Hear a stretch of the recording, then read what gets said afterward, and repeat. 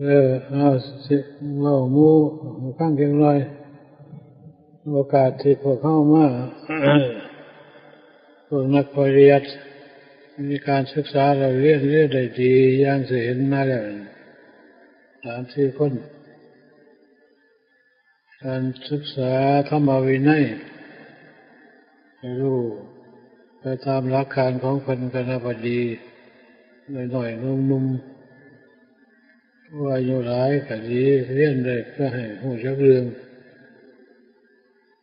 มีการประพฤติปฏิบัติเท่ากับสิรู้จักเรื่องจักราวรู้จักความประสงค์หลักการใหญ่ๆของคณะสงฆ์เมืองไทยเฮาระยะนี้ก็มีนักปริยัติพวกหนึ่งแล้วก็นักปฏิบัติพวกหนึ่งแต่ปฏิบัติสร้างพวกปริยัติเพิ่นก็มาปฏิบัติก็หลาย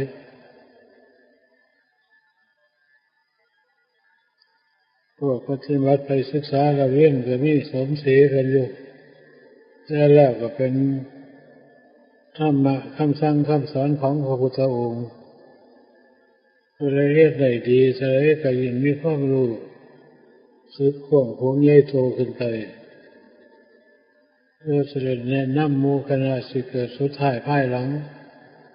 บรรดาพวกนักปฏิบัติก็อาศัยการฝึกหัดดัดแปลงทั้งจิตใจเอาจิตใจให้มีความสงบสงัดเป็นสมาธิจะรู้เรื่องในการปฏิบัติ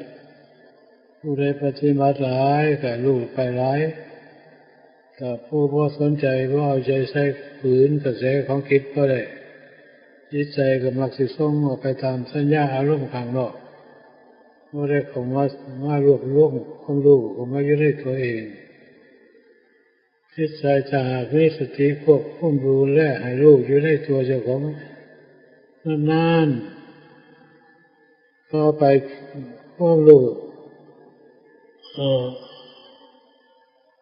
มีสติแก้กล้าเขาก็ดึงความรู้หรือจิตใจของเขาสิแผ่ซ่านรำคาญไปในสถานที่ต่างๆให้มาร่วมอยู่ในตัวของเขาแต่ก็สังเกตได้ยากคือกันนะถ้าหากมีความขยันเอาใจใส่กันจริงจังก็มีส่วนได้การคิดตามหลักการของเพิ่นก็พยายามฝึกหัดจนจิตใจสิอยู่ในความสงบขั้นแรกก็เป็นสมาธิขั้นต้นขั้นคณิกะนิดเดียวคือมันมีภวังค์มีที่อยู่ของมันอยู่เรื่องของจิตพอเข้าสู่ภวังค์นิดเดียวแล้วก็ถอนขึ้นสู่อารมณ์ถ้าหากเข้าประพฤติปฏิบัติหนักเข้าก็เลยส่งไปตามสัญญาอารมณ์ภายนอกมีสติควบคุมดูแลอยู่จิตใจมันก็คอยเพิ่มกำลังขึ้นมีพลังขึ้นน้อมเป็นสมาธิเทศตกเข้าไปในขั้นที่สอง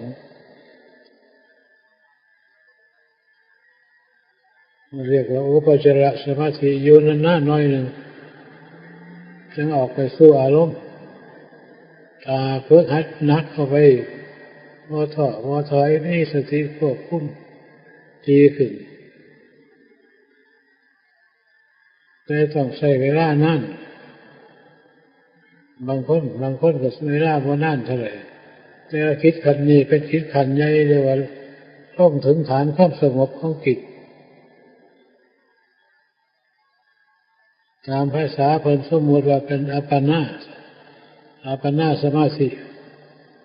อันนี้มันขาดหมดทั้งตัวทั้งสิ่งต่างๆสัญญาต่างๆขาดหมดแม้แต่ตัวเจ้าของเองก็ผมว่าเดี๋ยวมีตัวมีแต่คิดเท่าไหร่เห็นแต่คิดดวงเดียวสัญญาอารมณ์ที่ส่งออกไปข้างนอกมันก็บ่ย่อมไปยุ่งนั่นแหละอยู่เป็น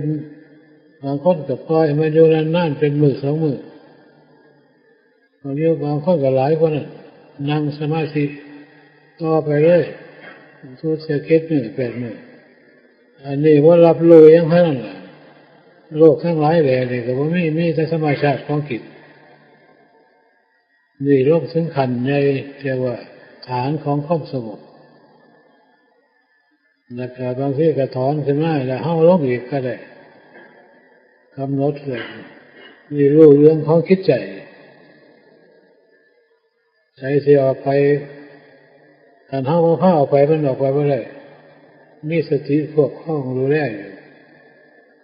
นี่เรียกว่าอยู่ใต้อำนาจของเขาแล้วแต่ก่อนมันอยู่เหนืออำนาจของเขามันจะไปใช้ก็ได้จะไปยังก็ได้สั่งกำหนดใส่พระบริกรรม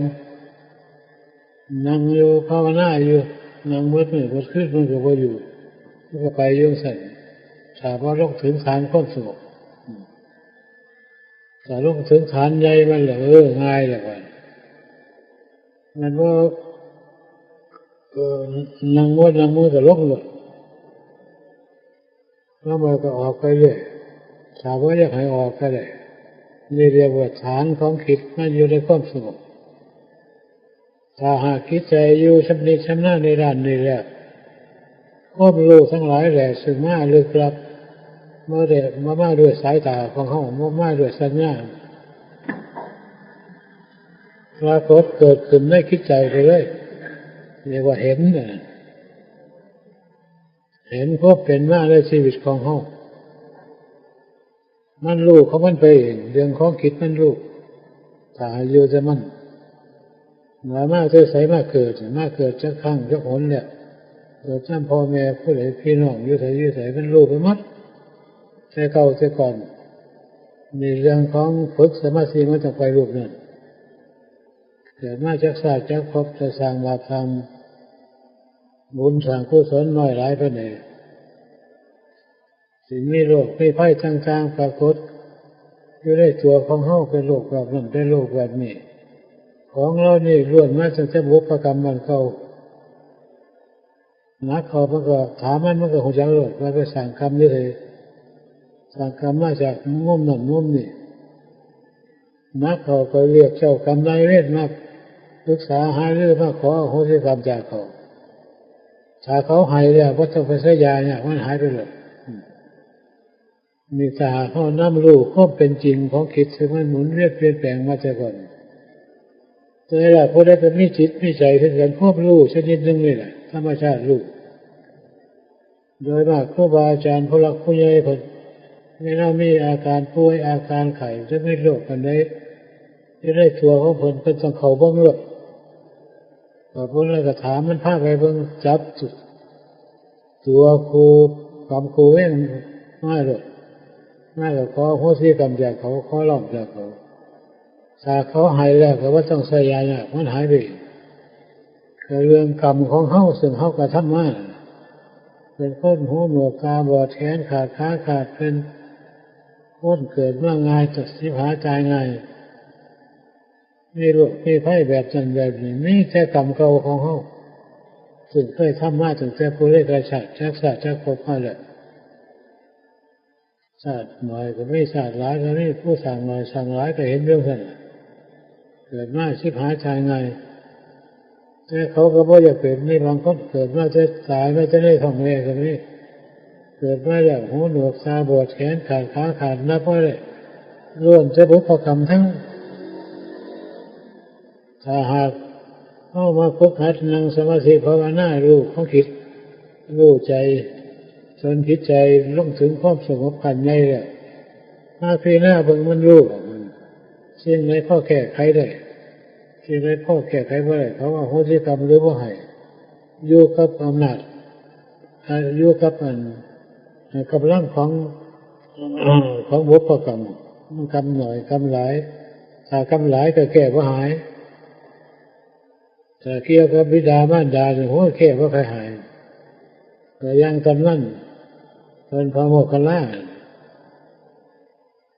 ถึงเป็นสมเด็จเป็นพระอรหันต์แล้วเป็นอัคคสาวกแล้วแต่แล้วก็แก้ว่าหายต้องนำไปใส่ชาติสวรรค์พอถูกเขาพ้นเขาขาดตายแล้วยังคอยแก้ไขว่าเป็นลูกเป็นหลังไม่ใช่ไปล่าพระพุทธองค์นี่คำใหญ่ได้สักคำเล็กๆน้อยๆพ่อแก้ไขได้แต่โมเฮาเนี่ยก็สิมีแน่ก็พ้นนั่นแหละแต่หากว่าหาทางแก้มันก็แก้บ่ได้อยู่ซั่นแหละเป็นรูปนั้นรูปนี้เยอะอย่างโลกปัจจุบันแต่ถ้าพวกเขาได้ด้านสมาธิเป็นหลักน่ะก็ไปบ่รอด ในหลวงพ่อเทศท่านเคยเป็นเกี่ยวกับโรคท้องของคนรักษาจะเลยก็ว่าหายแพทย์เขาขอนิมนต์ไปทางกรุงเทพไปรักษาแต่ก็ยังพบกันก็เลยขอร้องพวกแพทย์นะให้พี่หน้ามันป่วยจะของสักคนต่อไปเขาเก็บมือเขานั่งสมาธิเรื่อยเลยแต่พี่หน้ามันเป็นโรคที่ยังอยู่นี่ก็ไปข้อเจ้ากรรมนายเวทเขาหมูข้อกรรมมันเขาคนจะไปขอร้องขอโหสิกรรมจากเขาหายแล้วก็เลยหายได้เพราะต้องใช้ยาเนี่ยอันนี้บาปมันเก่าหน่อยมันก็จังน้ำติดตามไปนั่นเนี่ยเจ้าสิไปเกิดอยู่พบหลายชาติได้กระจายตาเข้าสร้างไว้แล้วก็ต้องขึ้นมาเข้าเนี่ยสิไปให้พื้นให้ก็ได้เสียไปถิ่นใช้ก็ถิ่นไว้เพราะว่าได้ทับมาแล้วนี่เจตนาทรัพย์ในโดยอำนาจของผิดมันก็ต้องมาอยู่นั่นผิดใจของเขาเนี่ยสามเล็กๆน้อยๆแต่ยื้อใช้ก็มาอยู่นี่สักว่าให้เอาโหสิกรรมของถ้าเขาบ่ให้ถ้าเป็นอยู่เพื่อเขาให้อันนี้พวกนั่งสมาธิภาวนาจะเข้าไปในมุมนี้ถ้าไม่จิตใจสงบแล้วก็น้ำมันไปหมดมันหัวใจวัดน่ะเกิดมาจากพ่อจากแม่ผู้ใดเกิดมาจากเครือจากข้างจากคนนับเขากับแม่ก็เคยเป็นเมียอย่างนี้เคยเป็นพี่น้องสาวกันนี่ผสมผสานกันเลยเนี่ยพันแท้โมจะคลายจะบอกอย่างนี้พวกแม่ก็เคยเป็นเมียพวกที่กับพ่อพวกนี้ก็ไม่เกี่ยวกันเยอะขนาดหลายชาติหลายภพเพราะมาเกิดแต่ละคนเดียวกันมันจะเจ็บภพเจ็บชาติแล้วนางพาเลยเจ้าคนเคยพีหน้ามาก็เสด็จสำเร็จเลยลูกข้อเป็นจริงเนี่ยเกิดมาตั้งหลายแสนชาติคนผู้เดียวกันเอากระดูกพ่อเพื่อเป็นดินอย่างนี้ก็ผู้เขาลงมือผมผู้ไปเห็นว่าสิ่งนี้คนจะว่าอยากเกิดพระพุทธเจ้าพาเลยเจ้าเขาจะว่าอยากมาเกิดมาตายเกิดแล้วก็ต้องตายแล้วเกิดแล้วตายหันจักหลายล้านหลายแสนโกรธครับแต่ว่าไม่ทั้งแก้ไขได้บรรดาครูบาอาจารย์ผู้คนชำนิชำนาญในด้านจิตใจคนมองเห็นแล้วมันไม่อยากเกิดอย่างที่คาดใจเกิดมากกว่าสิตายเพราะตายมันนี้ก็ต้องมันยุ่งนี่วิธีการของคนแต่ว่าโลกทั้งหลายแหล่ไม่ได้อยากเกิดแล้วเราก็จากฟ้องเลยก็อยากไปเผาอยู่ฟ้องนั่นยุ่งซะแต่เมื่อท่านตายก็อยากเผาไปยุ่งกันยุ่งสั่นแหละเห็นว่าเกิดแล้วมันทุกข์คนก็ว่าอยู่แล้วมันแก่มันเจ็บมันตายเกิดมาพระสอนนิพพานเนี่ยขัดปล่อยสิ่งเหล่านี้ไปแล้วไปหาอยู่บนความสงบคนนี้อยู่พระพุทธเจ้าพระพุทธเจ้าคนไปหลายแต่สำหรับคนเท่าในโลกไม่ค่อยจะไปหรอกมันจะไปหาเหรียญหามวลหาเงินหาทรัพย์วิยาไปแล้วแต่ก็ตายไปเกิดมาอีกเป็นรูปนั้นรูปนี้ตามแบบมันเรียนเปลี่ยนแปลงอยู่ใช่แล้วมันก็เรื่องรู้เขาขนาดใช่โมเห็นมันไปก็เลยไปเพราะท่านเลยต้องเห็นให้เห็นจริงทั้งรู้ทั้งเห็นได้เลยโดยมากเขาไม่เจอหูเลยจำได้อยู่แต่พอเห็นลักษณะความเห็นในที่นี้หมายถึงคิดใจมันเห็นแล้วมันก็เกิดความสลดสังเวชไม่พออยากมายุ่งมาเหยิงอีกเรื่องของโลกรักษาเงินหมดเงินล้านหมดเงินแสนหมดเงินเท่าไรล้านทำไรก็พอว่าเหลือต้องตายหมดเราโง่คนมีเงินหลายด้วยสื่อเสียงยศถาบรรดาศักดิ์แจ้งเขาจะให้ดีตายเยอะเพื่อนพระพุทธเจ้าหรือพระพุทธองค์ของเฮาและพระตาเรียเจ้าคนเกิดร่วมสลดสังเวชน้อยอยากตายเกิดไปแล้วไม่ได้ตายเกิดเราตายอยู่นี่ก็ได้หาทางหนีไปแล้วเพราะมันไปแล้วแล้วก็อยู่ข้างเฮานี่มีความรู้อยู่แต่ว่าเป็นก่อเป็นลูกเป็นหลานมีแต่ธรรมชาติของจิต หรือว่าจะสิมันสบายทางโลกคนโลกข้างหน้าหรือว่ามันโลกในปัจจุบันใจโลกปัจจุบันเฮาใจเร่ใจเรียนบ่ใช่กันสั่งแต่บอกแต่คำสั่งแต่ว่าพออย่างนี้หั่นเมื่อยุ่งเหยิงกันยุ่งซั่นสำหรับผู้ที่หนีจากโลกนี้ไปอยู่บนบริสุทธิ์พุทธของมันก็มีเป็นที่อยู่ของจิตเริ่มตั้งแต่สวรรค์เวลาไปสวรรค์ไปถึงพรหมโลกหรืออยู่ในพวกอรูปภพก็มีผู้ที่อยู่ขึ้นไปขั้นสูงไปจนถึงขั้นนิพพานคือมันดับชาติดับภพปัญหายากก็บ่อยากไปแต่พระพุทธเจ้าคนไปหมดบ่เหลือดอกครูบาอาจารย์บางองค์พวกมันพิจิตรพิจารณามันคนบ่อยากเกิดมันก็ไปมองนี่แต่ผู้อยากไปก็ได้มีสิทธิ์เต็มทีถ้าหากมีการประพฤติปฏิบัติใจสัตย์ใจส่วนแล้วก็ไปได้เบิดทุกคนเราเรียกผู้หญิงผู้ชายเราเรียกผู้เฒ่าผู้หนุ่มแต่ว่าผู้ที่ศึกษาเราเรียนนี่ก็ดีอยู่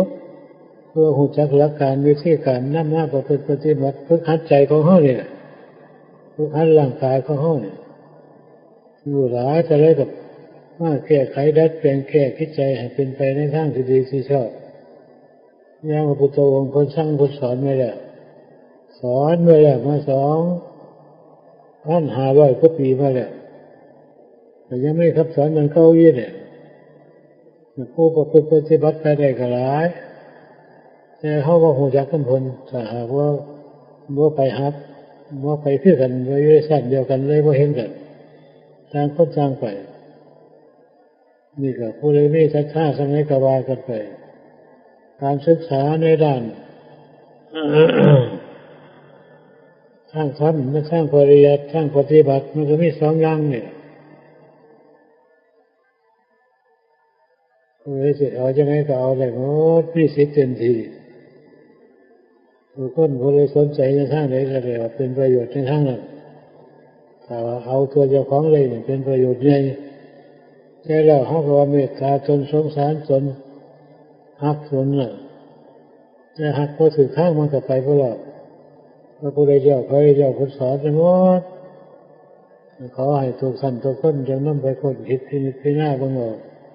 ผู้ใดมีศรัทธาจะให้ก็ว่าลงไปเต็มที่ในระยะที่เฮามีชีวิตจิตใจอยู่ทางโลกเขาก็สนใจในสถานที่ที่เฮ็ดวัดเฮ็ดว่าเฮ็ดศาลาเขาก็มาซอยที่ให้เป็นสถานที่ให้อยู่ให้พักให้นั่งให้นอนให้ฝึกหัดดัดแปลงได้ทุกอย่างแต่ยังบ่ทันล้าสมัยปานนี้น่ามีคนทับบุญสุนทานอยู่ผู้เฮาก็พอเฮ็ดได้นี่แหละแนะนำเนาะย่อๆเพราะเป็นแนวทางละกัน